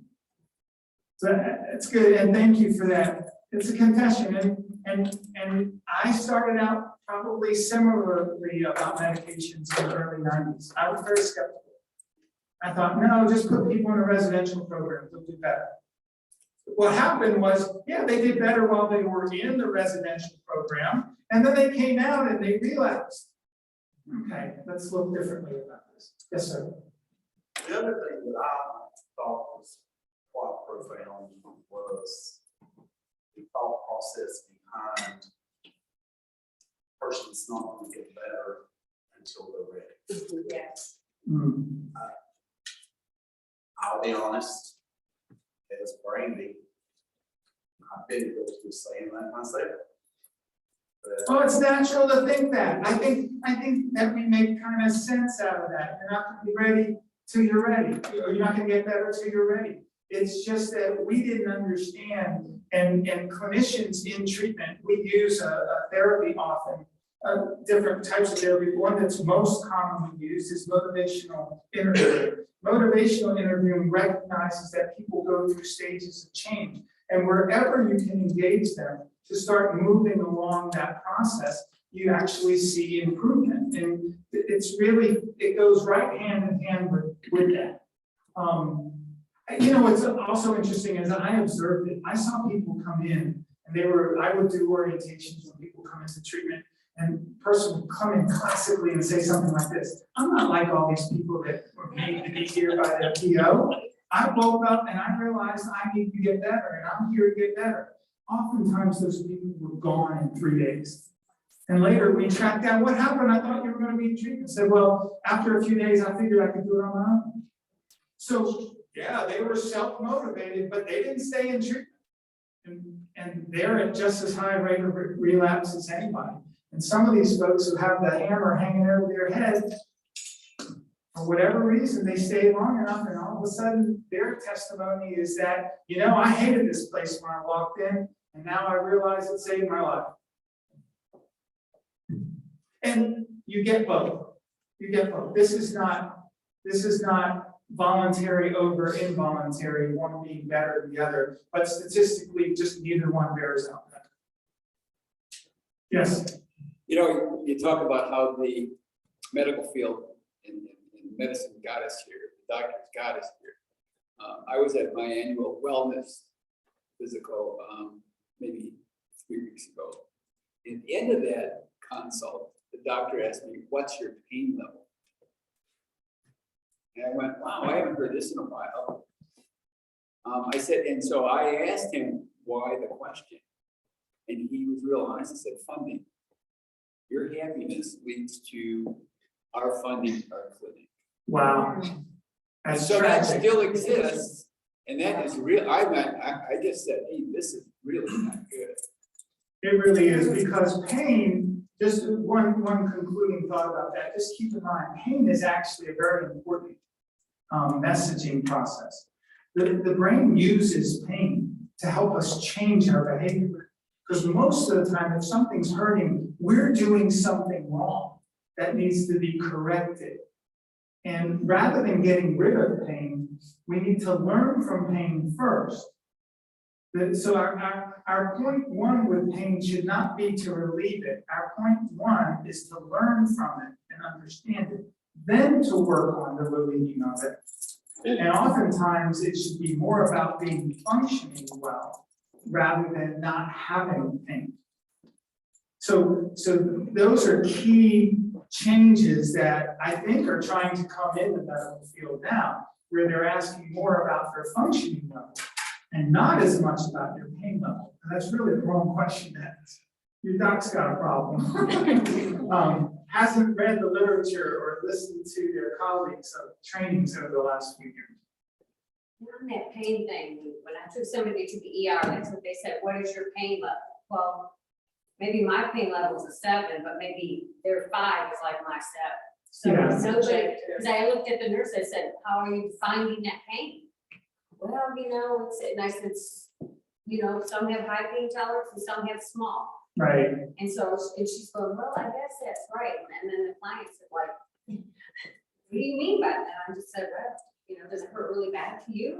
Is it tolerable? I was taught a long time ago that pain equals injury plus perception. Always involves our perception. And if we start to perceive pain as an important messenger, we always get better from that. And if we don't see the messenger or hear the messenger, we just focus on the relief, which is a classic problem that led to that chart that you saw, where it was the primary doctors who were giving out the wrong medicine because they were trying to quickly relieve pain, rather than help us understand the messenger that pain was being in our lives. Anything else? I know we've spent a lot of time. I don't know if we covered everything. Brandon, you got this started. I don't know if we covered everything you hoped we would cover today, because there's just so much we could go through, but I want to make sure that you at least come away with something that you feel is valuable. Is there anything else? And I'll be available for just talking for anybody that wants to.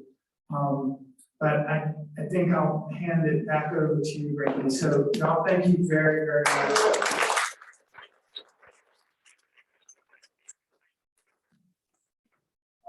Pretty awesome. So, and maybe we can get you back another time to pick your brain a little bit more. Guys, thank you so much for being here today. I do want to tell you that we have a DEA National Take Back event for your unwanted, unused, and expired medications on April the 22nd. That's a Saturday. From 9 until 12, we will be at the Morganton Senior Center, and then from 1 until 4, we'll be at the Longview Rec Center. And I will happily share this PowerPoint with you guys once I receive that. If you're interested in that, you guys know how to get in touch with me. If there's anything else that we can do, is Are you posting this on the website? The recording? is that okay with you? Yes. That just put you right on the spot, didn't it? Actually, that's okay. Okay, so it will be on the BSAN site, if that's okay. So that's wonderful. Yeah, Place that I want to see this. absolutely. Yeah, it'll be actually on our YouTube page, but the link is on the BSAN page, but it should flip you over to YouTube. Thank you guys so much. I hope y'all have a great weekend.